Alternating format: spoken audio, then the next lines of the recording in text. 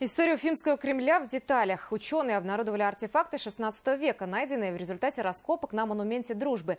Это и части крепости, и фрагмент самого первого каменного здания Уфы, и даже человеческие останки.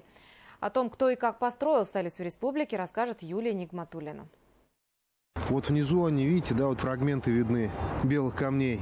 Это и есть не что иное, как остатки тех самых уфимских бастионов. Стены Уфимского Кремля до сих пор почти неприступны, шутят историки. Пробраться к месту, где располагались боевые укрепления времен 16 века, и сейчас нелегко. Сегодня это заросший деревьями склон на улице Октябрьской революции, который, к сожалению, превратился в свалку. Сейчас мы с вами находимся на бывшем бастионе Уфимского Кремля, остатки которого мы можем наблюдать в обрывах этого берега. Это был берег реки Нагайка, которая протекала раньше в Белую, и отсюда, в принципе, открывался неплохой вид на саму реку.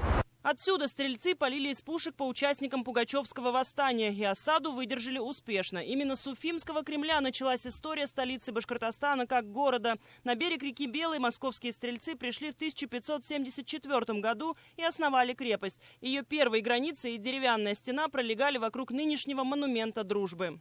Улица Посадская – самая старая улица Уфы. Именно вдоль нее располагалась восточная стена Уфимского Кремля. Сейчас это территория монумента Дружбы. Слева протекала речка Сутолока. И именно здесь после строительства крепости начали селиться первые уфимцы.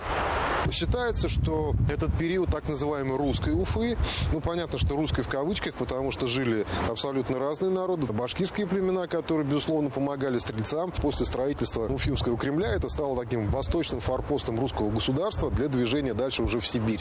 Полностью весь этот котлован был раскопан вручную на глубину 1,5–2 метра, где находился культурный слой, собственно говоря, Уфимского Кремля. Ради этих раскопок даже была на время заморожена реконструкция набережной. Работы проводили преподаватели БГПУ. Здесь был обнаружен фрагмент самого первого каменного здания Уфы – Смоленского собора, который датируется 1611 годом. Позднее он был переименован в Троицкую церковь, а после революции взорван. Найденный камень – это элемент внутреннего убранства собора. По сути, это самая древняя была каменная церковь на территории всей современной Башкирии.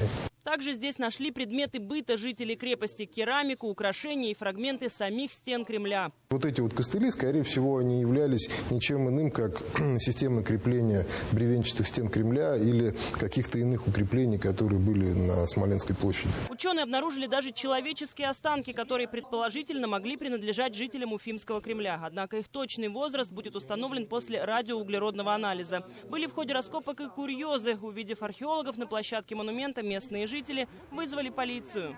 Поступила жалоба, что мы здесь разрушаем памятник, что мы грабительски выбираем песок, щебень, асфальт, чернозем и так далее. И мы писали объяснения, и параллельно проводили экскурсию участкового Кировского района, который, оказалось, очень любит историю. Своими глазами увидел и описал Уфимский Кремль еще в 1762 году российский историк и краевед Павел Рычков. Укрепление состоит из деревянной рубленой стены. Для въезда и выезда 6 ворот, из коих одни с приезда из Казани называются Казанские. Однако крепость успела простоять только около 200 лет. За это время она несколько раз горела. Самый крупный первый случился в 1759 году. Как пишут, от удара молнии. Кремль выгорел практически полностью, он был восстановлен, к сожалению, сгорел заново. И после этого уже с 1800 года мы даже на картах не фиксируем наличие крепости.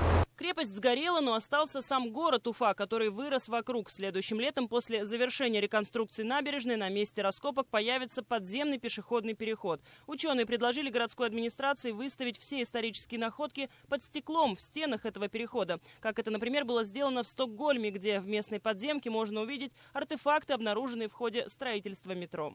Юлия Нигматуллина, Тимур Каюмов, Руслан Хакимьянов. Новости Уфа.